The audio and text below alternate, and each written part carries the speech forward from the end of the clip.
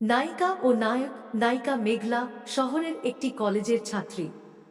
তার প্রাণোচ্ছল ব্যক্তিত্ব এবং উজ্জ্বল সৌন্দর্যে সবার নজর কেড়েছে।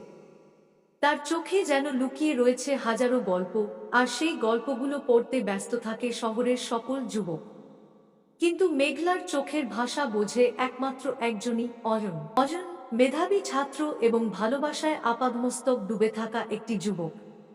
সে মেঘলাকে প্রথম দেখাতেই ভালোবেসে ফেলে, কিন্তু কখনো সাহস করে মনের কথা বলতে পারেনি। প্রতিদিন সে মেঘলাকে দূর থেকে দেখে, তার হাসি, তার কথা, সবকিছুতেই অয়নের হৃদয় উচ্ছ্বসিত হয়। একদিন কলেজের বসন্ত উৎসবে মেঘলার সাথে দেখা হয় অয়নের। সেদিন মেঘলা লাল শাড়িতে সেজেছিল, যেন রক্তিম গোলাপের মতো ফুটে উঠেছে তার সৌন্দর্য। অয়নের চোখে পড়ল মেঘলার মৃদু হাসি, এবং সে বুঝতে পারল যে আজ তাকে মনের কথা বলতেই হবে।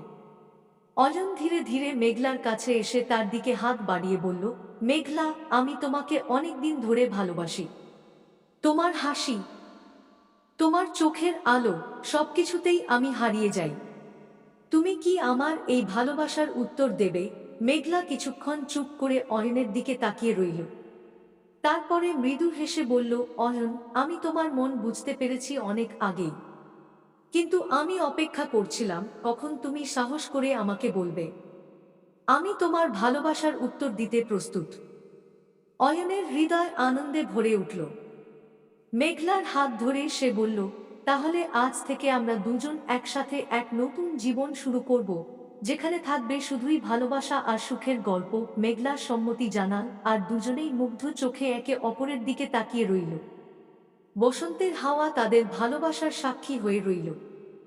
তারা দুজন একে অপরের হাত ধরে হাঁটতে শুরু করল, যেন তাদের জীবনযাত্রার পথও বসন্তের মতোই সুন্দর হয়ে উঠেছে।